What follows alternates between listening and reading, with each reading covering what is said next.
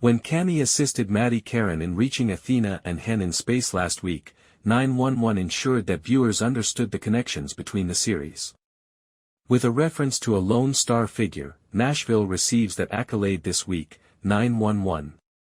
When seniors attempt to beat the record for the most people on a water slide and break the slide itself on a skip day, the 113 react, at least one person dies. When he jumps into action and climbs up the slide to save the lifeguard who became entangled in the tumult and danger before she, too, can fall to her death, Blue goes viral as #HotTarzan.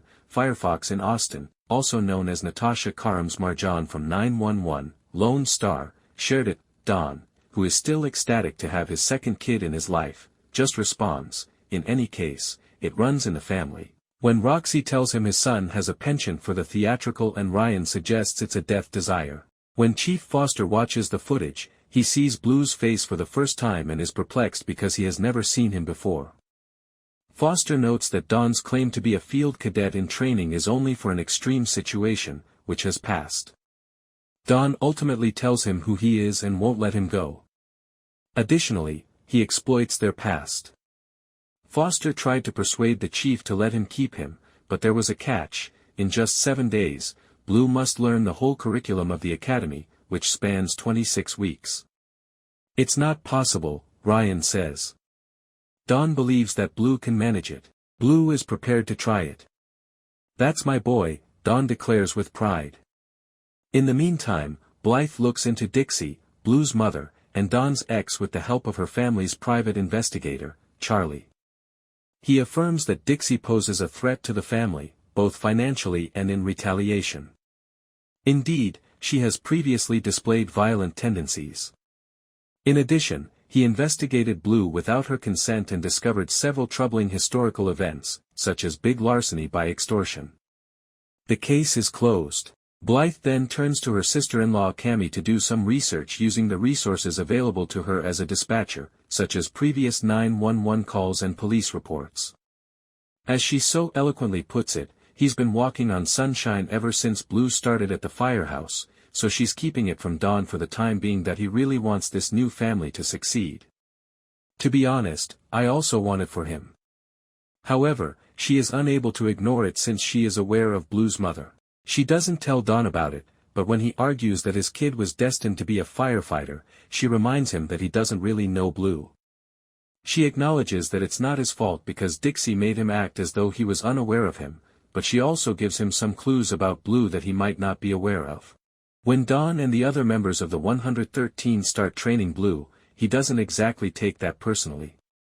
At first, everything is going well, but then things go south, and by the time he gets home and tells his mother, he's feeling really depressed.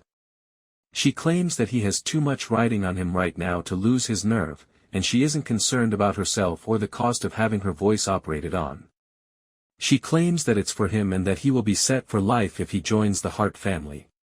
She thus assists him in getting ready. However, when Blue tries to discover a pulse during a call after an influencer is trapped in a Murphy bed with a badly damaged leg, his confidence is completely destroyed. As Ryan points out, it's because there isn't a pulse, but thankfully Roxie can reset the bone to get the pulse and blood flowing again.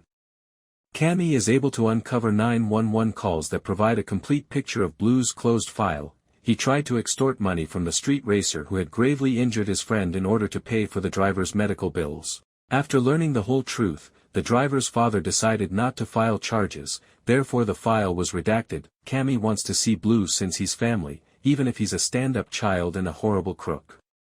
When Blythe discovers Don holding the Blue book, which has all of the pictures Dixie had sent over the years, she then fills him in. They both see now that his eyes never meet his smiles. Blythe notes that Blue had a different upbringing, but Ryan always understood he was more important than whatever objective Don set for him.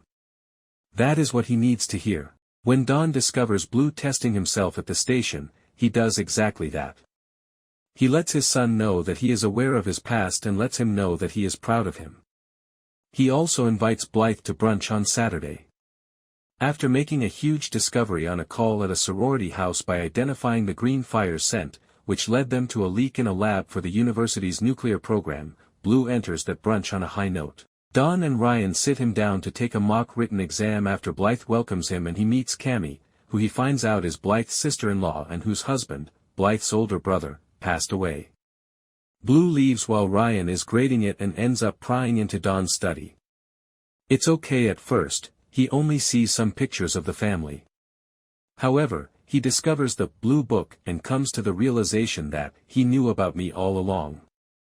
He was aware of my entire life. Therefore, when he joins them for brunch, he just joins in on the to family toast, even though he may have a certain expression on his face that suggests problems when he looks out at everyone. Thanks for watching. For more updates stay tuned and don't forget to like, share and subscribe to my channel, please.